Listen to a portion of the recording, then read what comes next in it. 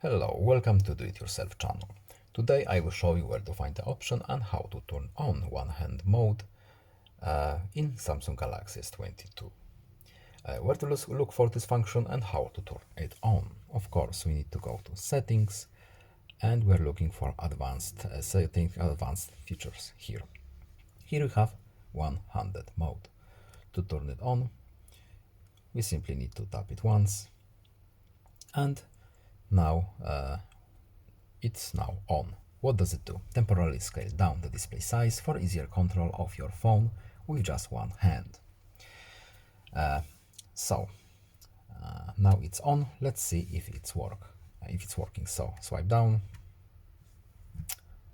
It's working as intended. We can of course change it to double press home button. So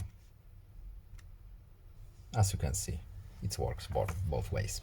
I hope this video is helpful to you. Please leave a like and subscribe. Have a nice day and see you in the next video. Goodbye.